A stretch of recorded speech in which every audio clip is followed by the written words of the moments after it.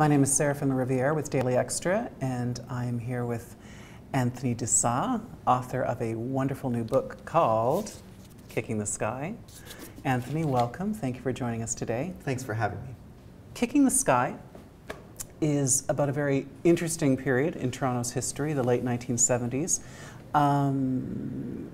A difficult period for LGBT communities in particular because of a scandal that happened around the murder of a young boy. I'd love you to tell me about that.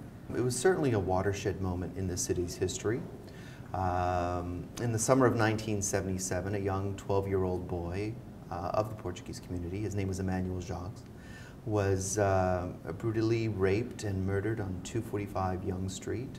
The city kind of was never the same as a result of that murder. The novel opens with a young boy named Antonio. Yes. No relation? Not at all. Okay. The days sort of seem very bucolic at the beginning. You know, he's riding his banana seat bike from the 70s, you know, down the alleyways with his friends. And then things start to take a sort of an interesting turn. And the thing I loved about the novel was how gradual it happened. We find out that life perhaps isn't quite as idealized as you know it can seem on the surface. Antonio's friends, his friend Ricky, for instance, is engaged in some pretty dangerous methods of gaining income. Maybe tell me a little bit about that. Well, I wanted to create a book where we were exposed to not only what we saw in front of us, but the kind of seedy underbelly of the city and what happened in those laneways during those during the 70s. And so I tried to explore, you know, very different characteristics for each of the characters. And Ricky was certainly, I have a soft spot for Ricky. Yeah. He engages in some sexual activity at a very young age. The world of secrets is very important to the novel.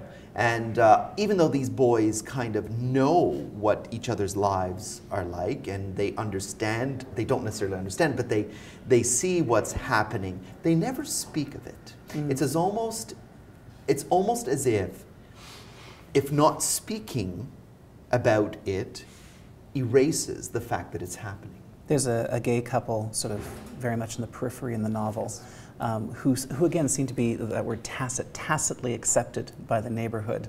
You know, although you know they're brothers. They're brothers. You know, the adults telling the children that they're brothers, and right. And I mean, I think a lot of us had that kind of couple in our periphery as we were growing up, the sisters living together, the cousins, right. blah, blah, blah.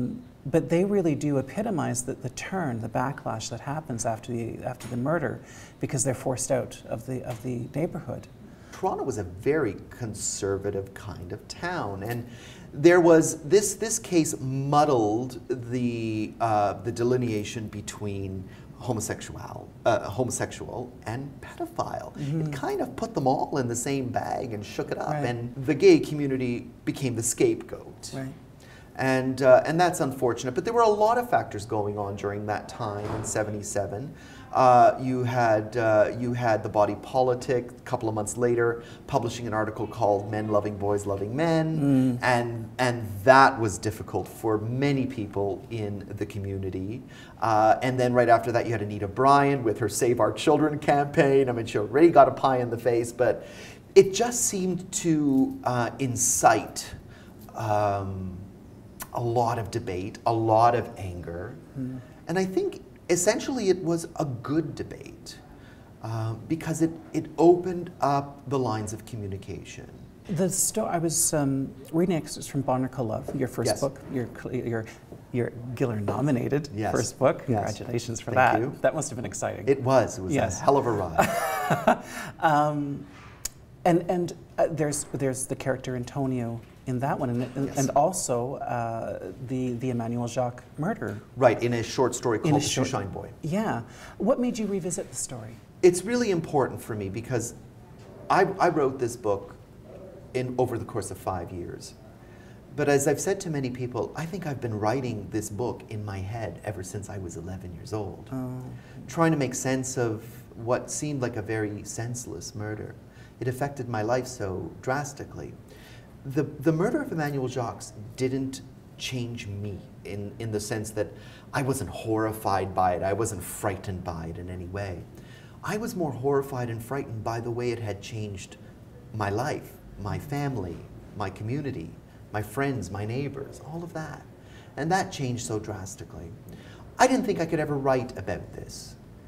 But that short story in that collection from Barnacle Love that you mentioned, the response to that short story was so overwhelming that it gave me the confidence to take that short story and treat it as a full-length novel. You're a parent now? Yes, I am. Three boys. How old are your boys? 3 boys, 15, 13, 11. So? Yeah. Are you aware that they have these secret lives and secret... Oh, do you think they do? Do you think they have the same opportunity Oh, I'm sure they do. That we had as I'm sure they do. The difference, I think, is that we don't promote that secrecy. Right. So we don't say to the boys, guys, I don't want you telling this to, you know, I mean, we don't do that. And I also, I talk to them. I talk to them about the fact, you know, that my father struggled with alcohol. I talk to them about certain things that happened in my life and with my family, and I talk to them about it openly.